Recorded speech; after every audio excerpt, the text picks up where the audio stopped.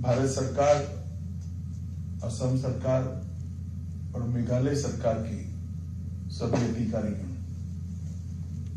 आज का दिन एक विवाद मुक्त नॉर्थ ईस्ट के लिए ऐतिहासिक दिन है।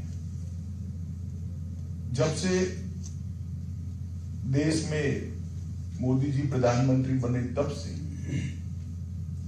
2014 से मोदी जी ने नॉर्थ ईस्ट की शांति प्रक्रिया, नॉर्थ ईस्ट के विकास, नॉर्थ ईस्ट की समृद्धि और नॉर्थ ईस्ट की सांस्कृतिक धरोहर के संवर्धन के लिए अनेक विध प्रयास किए। मैं उसका साक्षी हूं, पहले भारतीय जनता पार्टी के अध्यक्ष के रूप में और 2019 से गृह मंत्री के रूप में। आज मुझे ठीक याद है 2019 के मुख्यमंत्री बनने के बाद मैं जब प्रधानमंत्री जी के पास गया था, तब उन्होंने नॉर्थ ईस्ट को ये चारों क्षेत्र में शांति की दृष्टि से, विकास की दृष्टि से, समृद्धि की दृष्टि से और नॉर्थ ईस्ट की सांस्कृतिक धरोहर को संभालने की दृष्टि से सरकार की प्रायोरिटी के बारे में बात किया था। आज मुझे आनंद है कि 19 से 22 का ये सफर इस दिशा में बहुत बड़े माइलस्टोन अचीव करने में सफल रहा है। सबसे पहले अगस्त 2019 में ही NLFT के साथ समझौता हुआ। त्रिपुरा में जितने भी हथियारी कैडर्स थे, सबने समर्पण कर आज त्रिपुरा को शांत राज्य बनने में बहुत बड़ा योगदान दिया है। उसके बाद 16 जनवरी को ब्रू रियांग समझौता हुआ।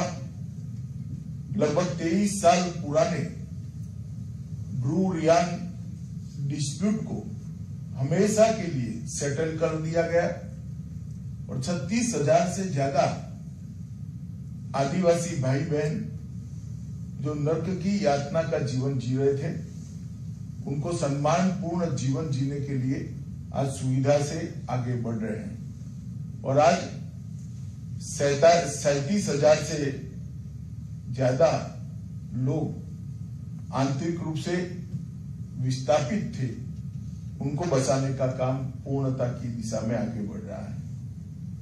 उसके बाद 27 जनवरी 2020 को एक ऐतिहासिक बोडो समझौता हुआ।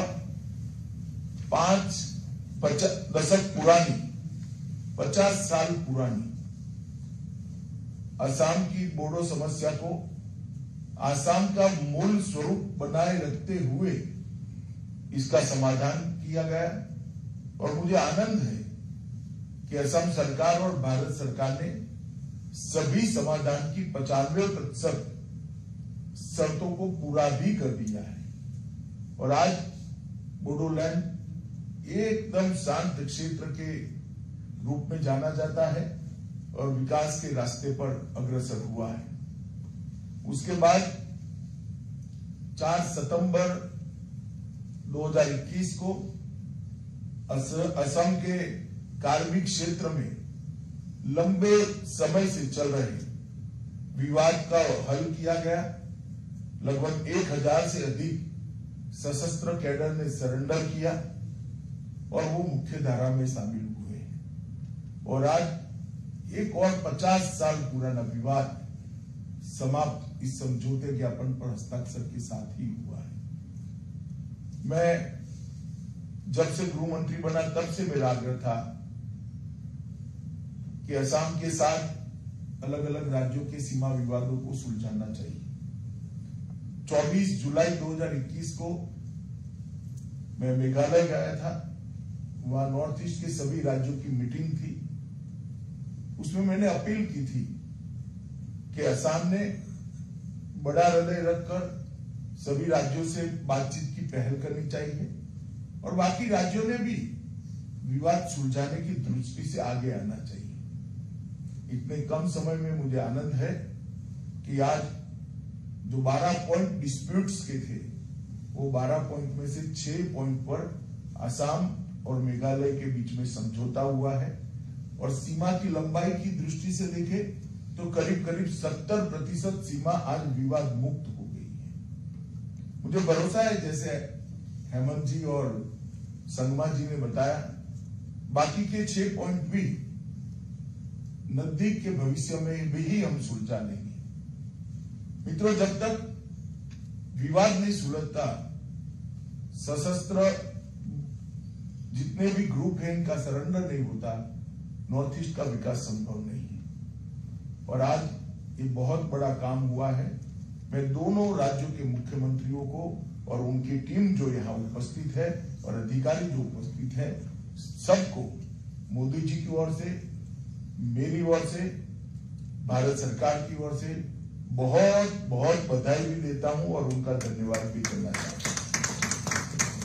हमने एक शांत उत्तर पूर्व क्षेत्र का स्वप्न जो मोदी जी ने देखा है, उस स्वप्न को हकीकत में बदलने के लिए आजादी के अमृत महोत्सव के वर्ष में आगे आना चाहिए। आज मुझे आनंद है कि 19 से लेकर 22 तक 3 साल के कम अंतराल के अंदर 6,900 से ज्यादा हथियारी कैडेट सरेंडर किए। लगभग 4,800 से ज्यादा हथियार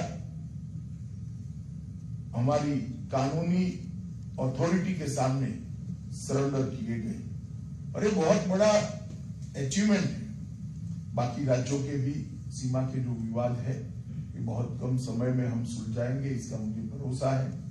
और उत्तर पूर्व जो प्रधानमंत्री जी कहते हैं अष्टलक्ष्मी है, इस प्रकार से भारत की मुख्य धारा में भी आएगा और भारत के विकास का ड्राइविंग फोर्स भी उत्तर पूर्व बनेगा।